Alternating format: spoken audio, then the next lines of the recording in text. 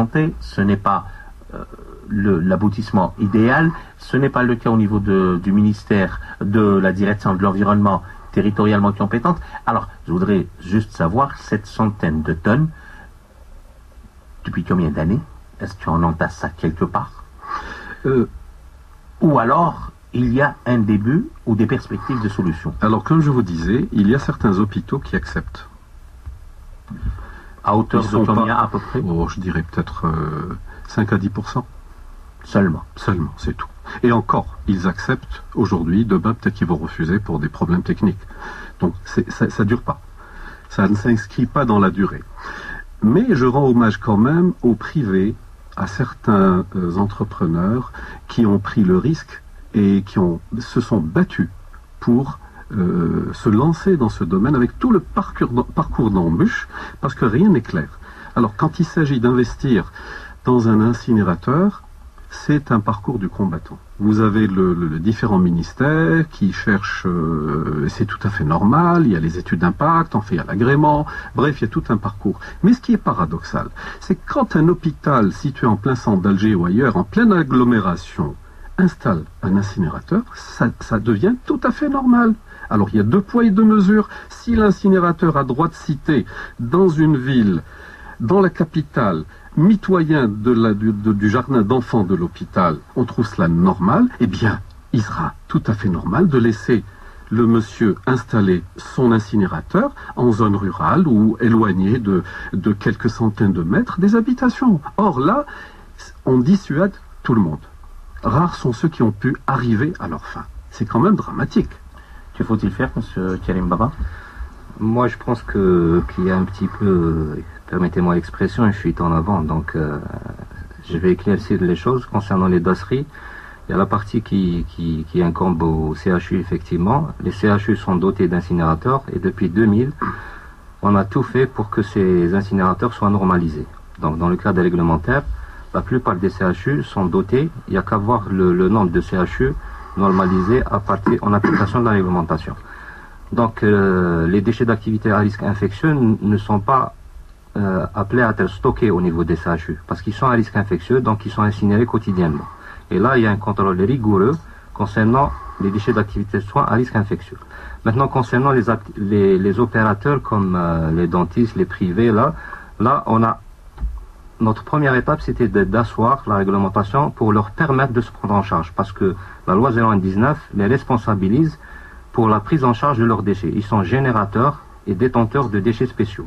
Oui. On n'a rien vu venir du côté des opérateurs. Pardon. Si qu'est-ce que vous appelez opérateur? C'est très important. Je parle de générateurs et de détenteurs qui auraient dû utiliser les aspects de la loi qui leur permettent de se regrouper pour des économies d'échelle pour la prise en charge des déchets spéciaux. M. Baba voulait parler des cliniques privées, des cabinets dentaires privés. Exactement. Et des laboratoires privés d'analyse médicale. Ceux qui ne sont pas dotés d'incinérateurs. Donc l'État, et notre ministère en particulier, ne s'est pas arrêté là. Pour le programme 2009, on a programmé un incinérateur central à Wilaya, donc il va desservir ces opérateurs. Sinon, on a fait des centres de regroupement pour ce qu'on appelle les déchets spéciaux diffus, à petite quantité. Là, les gens auront, c'est ce qui se fait de par le monde. C'est des incinérateurs qui sont de quelle capacité, à peu près en moyenne, diffus de petite capacité, mais qui peuvent absorber. Si c'est un incinérateur central, ça doit prendre en charge plusieurs CHU. Donc c'est pour faciliter un peu la tâche des gestionnaires des hôpitaux, parce qu'il faut dire aussi la réalité des hôpitaux. Si ils ont 1% dans leur budget pour les maladies nosocomiales, parmi ces 1%, il y a 0,05 pour la gestion des déchets d'activité de soins. Il y a une part de responsabilité très très grande donc, avec un budget très très faible. Bien sûr. Alors, on en est toujours là. Le problème reste posé. Il y a à peu près une centaine de tonnes d'acide, de déchets d'activité de soins qui sont à risque infectieux, qui pourraient se balader dans la nature, parce que sur le plan réglementaire, M. Wilderouis, les laboratoires, ils font quoi de leurs déchets lorsqu'ils n'arrivent pas à trouver d'incinérateur? Alors, le laboratoire n'a pas le droit, comme je le disais, n'a pas le droit de jeter ses déchets, n'a pas le droit de les garder plus de 48 heures, n'a pas le droit donc de les stocker, n'a pas le droit de les brûler, n'a pas le droit de les enfouir. Il a peut-être le droit de les manger, ça c'est une autre histoire, mais quand il a la chance de trouver quelqu'un en face qui peut lui prendre ses déchets, c'est une chance inouïe. Quand il ne l'a pas, il essaie d'envoyer ça chez un collègue, dans une autre wilaya, où il peut incinérer, mais il y a le transport, il y a le problème du transport. Donc, il y a tout un système qui se fait... réglementé. Ah ben non. Vous avez des véhicules réglementés pour transporter les déchets? Alors, lorsque ça pose problème. Excusez-moi, oui. moi, quand je vois la loi, j'ai l'impression d'être en Suisse. Hein. Faut pas. Non, mais j'ai l'impression que c'est une loi suisse. Hein. C'est minuté, c'est réglé. Alors qu'on on sait même pas quoi faire de nos déchets. C'est comme si, je ne sais pas moi, la navette spatiale, avant d'arriver à la navette spatiale, on est passé par les petits avions monoplaces quand même. En attendant, il y a une expérience à acquérir. Il faut commencer par le début. Vous avez parlé de projets. Ce sont des projets, mais dans l'immédiat, qu'est-ce qu'on fait? Eh bien, moi, je vais vous dire ce qu'on va faire dans l'immédiat. Dans l'immédiat, on libère l'initiative privée. Si on laisse un incinérateur s'installer à l'hôpital, à moins de 200 mètres, alors que la loi dit plus de 200 mètres, on doit laisser un privé investir dans un terrain qu'il aura acheté de ses propres deniers. Alors, on va voir, justement, premier appel au 021 48 15 15. On va revenir à cette histoire d'abord, qui est très intéressante, celle du transport des dasseries. Je vous demande de mettre vos casques, s'il vous plaît. Oui. On va prendre le premier appel à Monsieur Chaben, qui nous appelle d'Alger. Chaben, bonsoir. Monsieur Chaben, qui nous appelle d'Alger. Chaben, bonsoir. Bonsoir. Allô? Allô, oui, Chaben, vous êtes en direct, allez-y. Merci, je suis en train de parler. Merci. Voilà, je suis le consultant de monsieur on va pas citer, oui, on va pas le citer, oui. Qui voulait installer un incinérateur, oui, au niveau de la région d'Azazga. Et après l'étude d'impact qui a été faite par un bureau d'études publiques, très coté, cela fait déjà 1 an et demi que nous tournons en rond. Et nous n'arrivons pas à avoir au moins un accord de la part de la direction de l'environnement de la Oulati Youzou, qui apparemment rencontre des difficultés de ses partenaires de l'exécutif, et notamment le commerce. La direction du commerce nous oppose la proximité qui est à plus d'1 kilomètre d'une minoterie qui nous appartient d'ailleurs. C'est le seul inconvénient qu'ils ont trouvé, et ça fait plus d'une année. Le ministère ne nous a pas répondu, malgré qu'on ait déposé un dossier complet avec l'étude d'impact à leur niveau, contrairement à ce qu'il a avancé en disant qu'ils n'ont jamais reçu d'investisseurs, de propositions d'investisseurs. Alors que nous avons donc voulu installer un incinérateur de destruction des batteries de 250 kilos jour, heure, et avec un filtre en céramique, monsieur, qui coûte la moitié de l'investissement total. C'est pour traiter les fumées. Pour l'environnement. Je vous remercie, monsieur Chabel. Voilà. On va essayer de répondre à votre question avant de revenir au débat sur les dasseries, le transport des dasseries. Monsieur Karim Baba?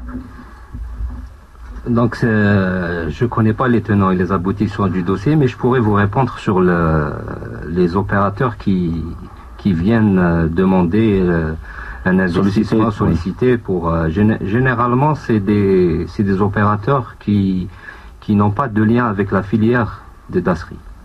Je m'explique. Donc, c'est des opérateurs qui entendent par-ci par-là que c'est un bon créneau à faire. Donc, ils viennent, on leur explique que l'incinération, c'est une technique très très difficile, que sur le plan réglementaire, il faut effectivement l'étude d'impact et l'étude de danger, et on se rend compte en parcourant leurs documents que généralement ils incinèrent, ils mélangent les déchets spéciaux alors que c'est interdit. Donc c'est-à-dire mélanger les déchets spéciaux. La loi interdit le mélange des déchets spéciaux. Donc ils prennent des dasseries, ils vous disent qu'une autre fois je vais brûler autre chose. Donc, un autre déchet. Exactement. Donc il y a un amalgame, généralement on les appelle avec le bureau d'études qui a fait l'étude, on leur explique les réserves, ils ont qu'à lever ces réserves. Donc l'incinération, elle a ses principes et ses concepts, et qui sont très très importants. Et généralement, on a affaire à des gens qui méconnaissent un petit peu la technicité de l'incinération. Alors, revenir aussi à autre chose, avant de vous donner la parole, Monsieur Oulderouis, concernant le transport. Là, il y a un investisseur qui s'installe à Zazga. Il aurait pu s'installer à Boumerdes ou à Tipaza. Donc, il peut avoir un caractère régional, ce qui fait que les laboratoires des environs vont acheminer leur dasserie vers cet incinérateur. Sous quelle forme? Est-ce qu'il y a des conteneurs spécifiques ou c'est dans la petite fourgonnette du laboratoire? Monsieur Alors, Oulderouis. moi d'abord, je vais rétablir une injustice. Le monsieur qui a appelé, je ne dirai pas son nom, mais je l'ai reconnu. C'est un monsieur extrêmement sérieux. Et je lui rends hommage. Il s'est lancé dans un créneau très difficile et il mériterait d'être décoré. Parce que grâce à lui, figurez-vous que de nombreux déchets ne sont pas dans la nature. Il ramasse les déchets de tous les laboratoires, de la wilaya d'Alger, de la wilaya de Blida, Tipaza et de toutes les wilayas environnantes jusqu'à Bjaï, peut-être encore plus loin, dans des conditions extrêmement rigoureuses, avec des récipients qui nous sont remis régulièrement, les boîtes pour les tranchants, avec le logo, les boîtes dans les règles, et la récolte se fait régulièrement. En ce qui me concerne, c'est le dimanche. Il ne rate jamais. Là, actuellement, il est en panne. Et il veut réinvestir dans l'incinérateur et on le bloque. Et tout le monde en pâtit. Ce monsieur connaît très bien son métier et il n'incinère que les déchets de laboratoire. Vous permettez, on ne va pas polémiquer. J'ai dit que je ne connais pas les tenants et les aboutissants. Non, mais c'est pour vous dire, en général, je rends justice à la personne. Puisque vous parlez que c'est réglementé dans des conteneurs. Absolument. Vous pouvez vérifier, inspecter. Il faut noter que la réserve, d'après lui, a été faite par le commerce. Les incinérateurs, c'est des installations classées, il y a des commissions au niveau des wilayas et ça passe par les différents secteurs. Donc la réserve lui a été faite par le commerce. Je ne sais pas s'il y a un problème sur le plan commercial. Il est à 1 kilomètre d'une minoterie.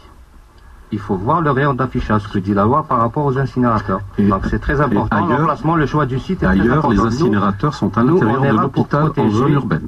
Je le signale encore une fois. La santé et l'environnement.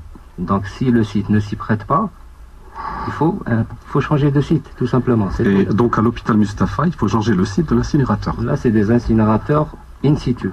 Et c'est pour cela qu'on a... Le in situ ne crée pas de nuisance. On parle de dasserie, à risque infectieux. Oui, mais la dioxine qui sort des cheminées... Il ne faut pas sortir des hôpitaux. Ah non, elle peut sortir des hôpitaux. Ah non.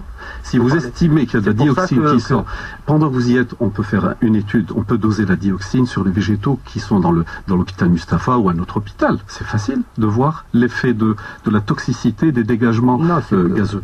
Pour vous répondre sur la dioxine, parce qu'il ne faudrait pas faire paniquer la population. Non, on a une étude dans le cadre. Je fais le comparatif, on a une étude dans le cadre de la Convention de Stockholm qui a dosé toutes les dioxines qui se trouvent sur le territoire national.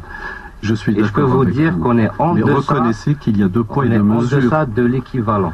Il y a 2 poids et 2 mesures. On va dire le début de sortie de crise. Alors la sortie de crise, si vous permettez, pour la dioxine. La dioxine, en parlant de technicité, justement, la dioxine c'est quoi? C'est une mauvaise incinération.